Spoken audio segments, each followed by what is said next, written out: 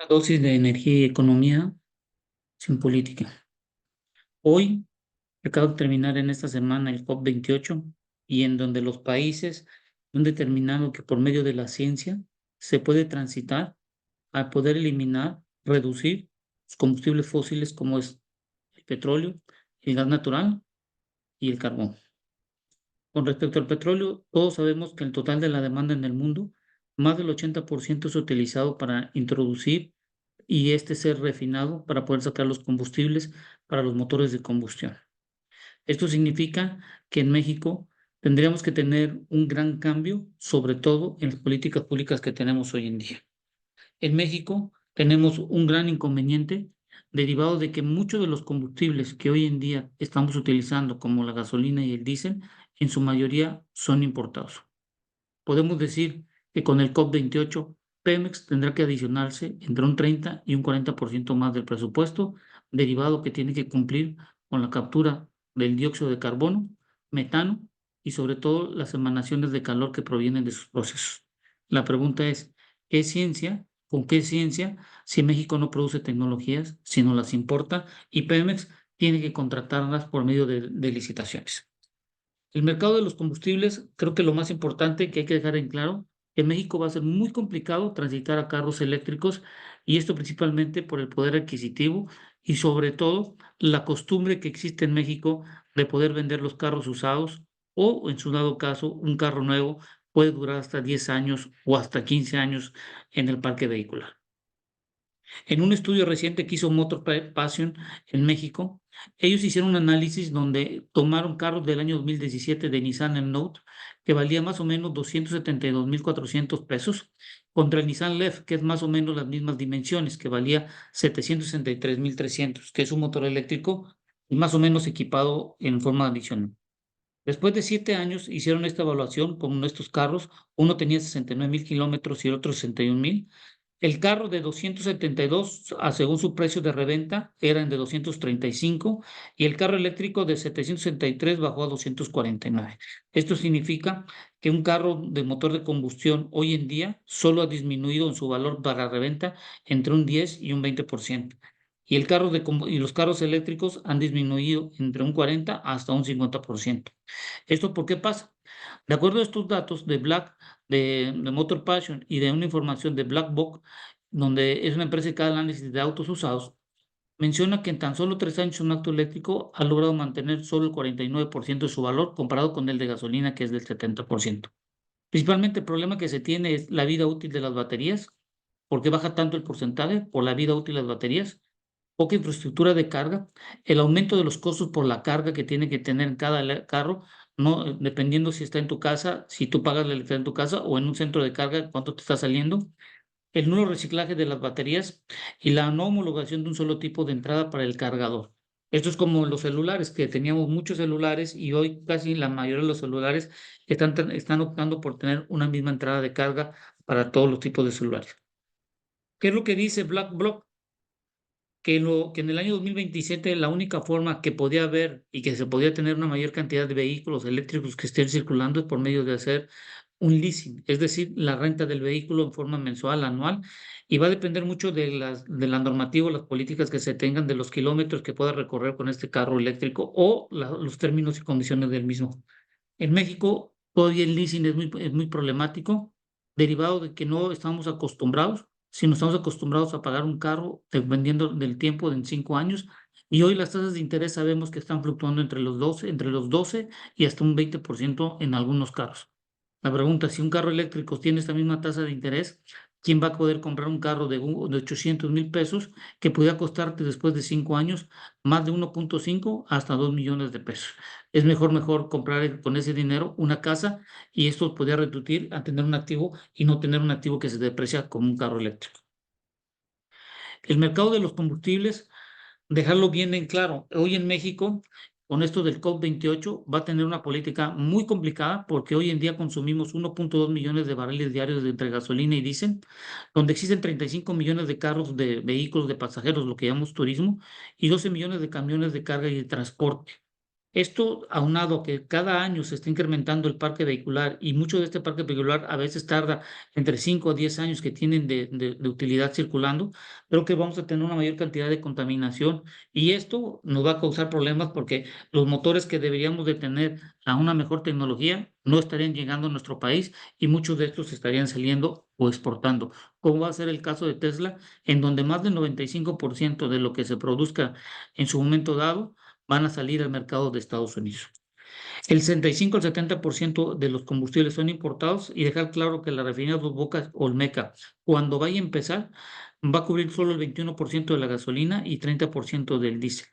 Nosotros vamos a seguir continuando consumiendo combustibles y va a ser muy complicado que dejemos de hacerlo, sobre todo por las políticas, sobre todo la forma que tenemos para comprar los carros y el mercado que hoy en día no hay una adaptabilidad y sobre todo que no existe que alguien pueda estar comprando un carro cada 2 años o cada 3 años que pueda renovar o actualizar su tecnología de su vehículo que prefiera. El mercado de la gasolina, ¿quién lo conforma? Los Pemex y privados. En el año 2019, antes de la pandemia, se consumían alrededor de 799,000 barriles, donde 79,000 barriles eran por parte de los privados y 720 de Pemex, es decir, más o menos un 10% era lo que cubría del mercado de la gasolina. Y hoy estamos viendo que este mercado ha pasado de más de privados, que está fluctuando entre el 15 y el 20%, y entre el 80% lo está cubriendo en este momento dado caso Pemex. En el mercado del diésel, que tenía de 387,000, más o menos estábamos hablando que el mercado estaba en una relación del 30% a 40% por parte de los privados. Y hoy estamos viendo que este mercado se ha reducido y Pemex ha aumentado, pero en función de la demanda que se está teniendo. Entonces, hoy los mercados complicados que se tienen es de la gasolina y del diésel, quién lo cubre y cómo lo cubren. Pemex, de lo que comercializa o distribuye en nuestro país, una gran parte es importado y otra es producido por las refinerías. Con el simple hecho de entrar con Dos Bocas no nos va a ayudar y no va a reducir la dependencia que tenemos hoy en día de los productos que no se tienen en nuestro país. Por lo tanto, lo que debemos de decir es que la importación que teníamos anteriormente ha disminuido, pero en función de lo que hemos visto que también la demanda ha disminuido, y esto conlleva que Pemex ha reducido la cantidad de combustibles y los privados han aumentado en un momento dado, comparado con el año 2019. En la parte del diésel, los privados han reducido su cantidad que tienen de barriles en promedio de la importación y Pemex se ha mantenido. Este mercado del diésel hay que tener algo muy en cuenta. Hoy que va a venir el nearshoring, más del 70% de lo que se comercializa en este país es movido a través de la infraestructura carretera y por lo tanto vamos a ver una gran cantidad de demanda y sobre todo de gente que va a estar necesitando el diésel para mover sus cargas, el transporte, y esto vamos a verlo en la parte sur-sureste, donde vamos a tener un gran aumento, sobre todo de movilidad de mercancías ante el Tren Maya y sobre todo lo que vamos del tren transísmico que hoy en día está en boga. Pero sin olvidar el norte de nuestro país, por la parte de la comercialización que se tiene norte-noroeste, del intercambio de mercancías que se tienen con nuestro vecino país. Entonces, dicho lo anterior, ¿cómo está conformado hoy el precio de la gasolina? Pues mira, resulta ser que hoy le cuesta más caro la materia prima en Estados Unidos porque es un crudo más ligero. La refinación es más cara en nuestro país comparado con las refinerías en Estados Unidos. La parte de la distribución del marketing es más caro en Estados Unidos porque eso tienen una mayor participación y ganancias. Pero el problema de todo lo que vemos comparado con Estados Unidos están en los impuestos. Hoy en día no existe esa cantidad de dinero que se tiene en Estados Unidos de impuestos. En México ha aumentado y una de las cosas que vamos a ver en el año 2024, dependiendo de la inflación como se tenga y tome la Secretaría de Hacienda Crédito Público, hay que esperar los próximos días el incremento que se puede tener a los impuestos y hay que ver las primeras semanas cuánto estímulo podemos dar en función del precio del barril y sobre todo los precios de referencia. Hemos de recordar que cuando el precio del barril disminuye y los precios de referencia de los combustibles bajan, en la Secretaría de Hacienda y Crédito Público aumenta los impuestos, es decir, disminuye los estímulos que puede tener el consumidor. Ante todo esto, lo que podemos ver, y esto es muy importante, si ustedes están viendo este dato, este es el precio de la gasolina en Estados Unidos, y la línea verde es la inflación. Hoy la inflación en el mes de noviembre disminuyó de 3,20 a 3,10 y por eso vemos que el precio de la gasolina disminuyó. Aquí existe una correlación directamente proporcional en función del precio de la gasolina con respecto a la inflación. En cambio, en México tenemos este gran inconveniente. El precio de la gasolina ha aumentado principalmente por el aumento de los impuestos, y estos impuestos lo que han hecho es que ha incrementado el precio de la gasolina, de acuerdo a la fórmula que se tiene. Y esto está en función del IEPS que se ha aumentado cada año en función del aumento de lo que se observa de la inflación. Es decir, los precios aumentan conforme a la inflación observada. Y esto lo que vemos cuando metemos el dato de la inflación, no hay una correlación y no existe como en el caso de Estados Unidos. En el caso de los carros eléctricos en Estados Unidos, en México, nosotros vamos a tener los carros eléctricos, como pueden ustedes ver, vamos a seguir teniendo carros posiblemente hasta el año 2100, una mayor cantidad de carros eléctricos, pero vamos a tener siguiendo híbridos. Y estos híbridos lo que van a hacer es que vamos a necesitar gasolina, sobre todo que podría provenir de Deer Park o de la refinería Olmeca, a razón de que las 6 que estamos teniendo hoy en día podemos dejar de utilizarlas en el año 2060 en función de la demanda que va a disminuir.